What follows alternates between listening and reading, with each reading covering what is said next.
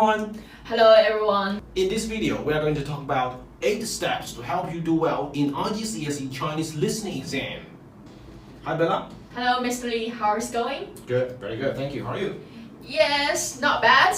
Okay, some students asking me about how to prepare for IGCSE Chinese listening exams. Can you help me about that? Sure. IGCSE listening exam takes about 25% of the weight of the whole test. It's very important. First, I would like to have some basic introductions to you about the IGCSE listening exams. The listening exam takes about 35 minutes and it's altogether 30 marks. There are 30 multiple choice and matching questions. For each correct answer, they will score 1 mark. Candidates here each recorded the text twice. Okay, thank you Mr. Lee. Can you tell me more about it? Sure. Do you want me to show you some of the past papers or spaceman papers so we can look one by one how the test is gonna be? Can I? That's great! Let's have a look.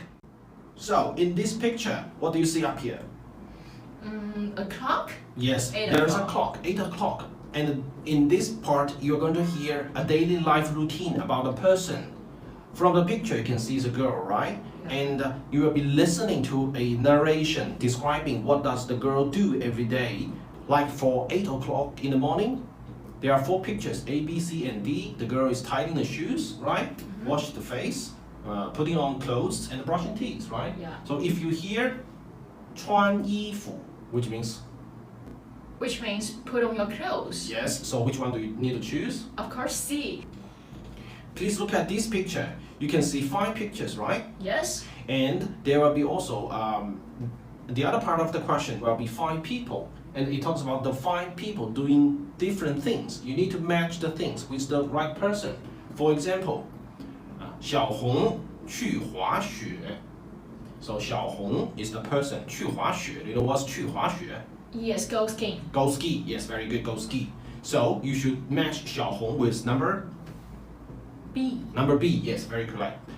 And later you might also hear 小张去中国旅游，他去爬长城. You know what's 长城?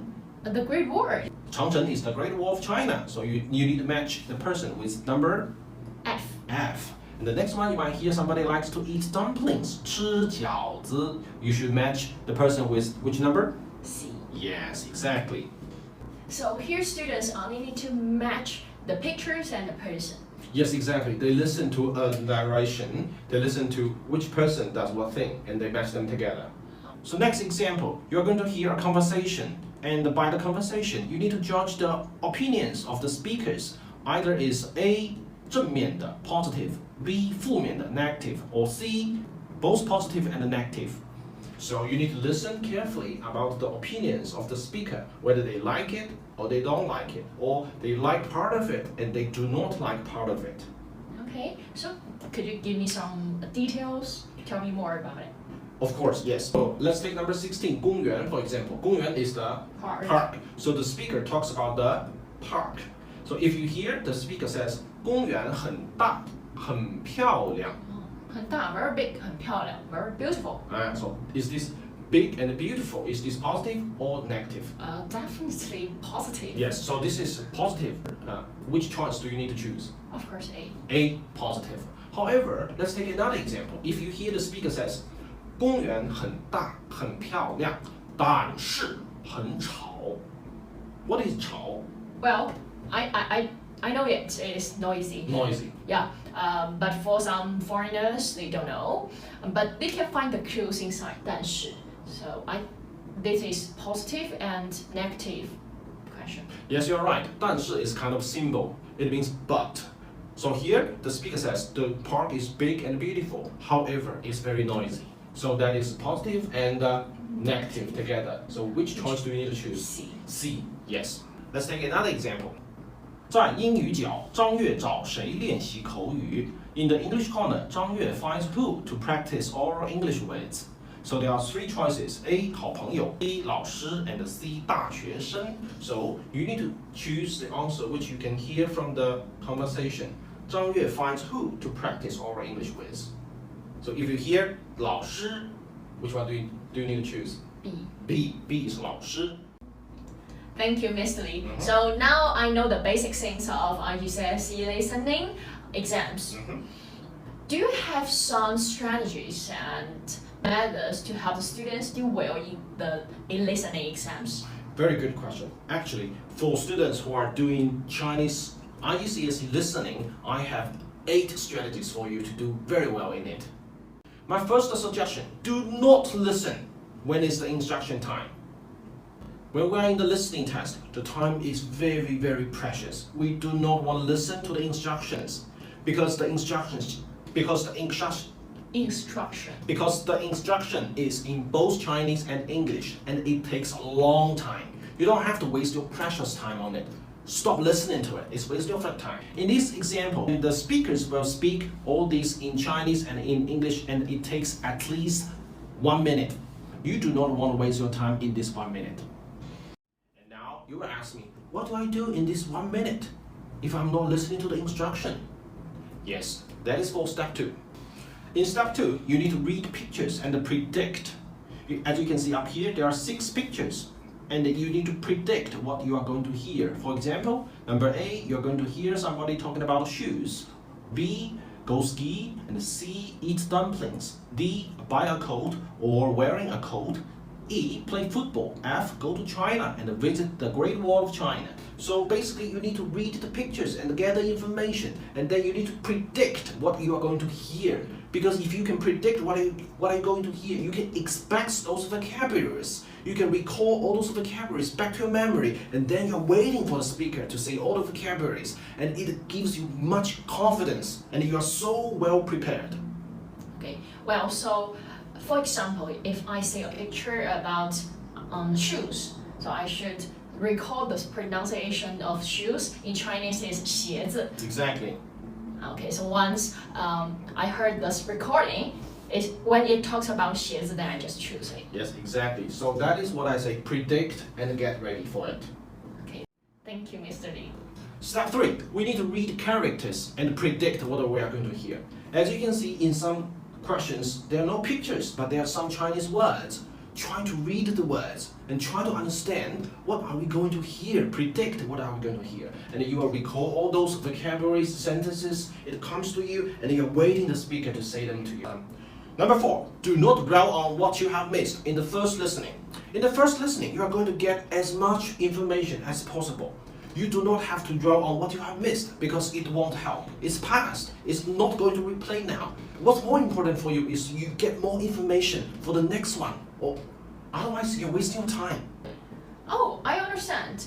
So, for example, in this question, in the first listening, if I missed number 11, I should continue to listen from number 12 to number 15. Otherwise, I will miss more. Yes, you are exactly correct. If you dwell on thinking about what you missed for number 11, it won't help, and you will miss more. In Chinese, there's an old saying, you pick up the sesame, you lose the watermelon. Watermelon just live here? Yes, so that means you pick up one small thing, you waste your time on small thing, but you lose more. That's right. Just like what you have mentioned just now, we can hear each test for twice. Exactly, that is what I'm going to mention in our next step. Step number 5, you need to focus on what you have missed in the second listening. For example, in your first listening, you have got your number 12, number 13, number 14, and you have a very basic understanding of the topic. And now in the second listening, you need to focus on number 11 and the number 15, which you have missed in the first time. And in this time, you are going to pick up back those sesames you missed in the first listening. Sounds like a very good strategy. Thank you. It works really for a lot of students. The next step, you need to exclude the obvious wrong choices. In the listening, there are usually multiple choices, and there might be 4 or 3 choices. There will always be 1 or 2 answers which is obviously wrong. You can easily find, oh, that is wrong, and then you need to exclude that choice. And it makes your choice much easier. At least it increases your chance to get it right, right? Yeah, that's right. In this example, 在家里你听到弟弟喜欢吃什么? In your house, you hear younger brother likes to eat what? A, B, C, D choices. They are A, 鸡蛋, B, 葡萄, C, 胡萝卜, D, 巧克力. If you know chocolate is 巧克力, and you do not hear the person say 巧克力, then definitely D is not the correct answer. And then you need to choose from A and B and C. It greatly increases your chance to get it right? Step number 7, you need to guess. Guess? Of course. After you exclude the obviously wrong choices, if there are still some choices, 2 or 3 choices you are not sure about, you need to make a guess. You need to try your luck. You do not leave anything empty there. Because if you leave it empty, 0 mark. If you try, you still have a chance. If it's 1 out of 3, you have 33% to win, right? If it's 1 out of 2, you have 50% chance to win, right? But you know, when I was in the school, I'm very good. Very good at guessing? You try your luck, you can try your luck. But Okay. what I mean is that you do not give up. You have to guess a choice, even if you don't understand. So, Mr. Lee, what's the final strategy? The final strategy? Yes? Trust your first answer. You need to trust your first impression, understand? You know, Alright. by experience and by statistics, students who make a second choice, who change their first choice, always make mistake. It is very likely that your second choice is worse, because the first impression in the listening part is more reliable than your second choice. This is from statistics and this is from our experience. Trust yourself. Thank you, Miss Lee. Thank you so much for your 8 steps to help students do well in their Chinese listening exams. Good luck with the exam. Thank you.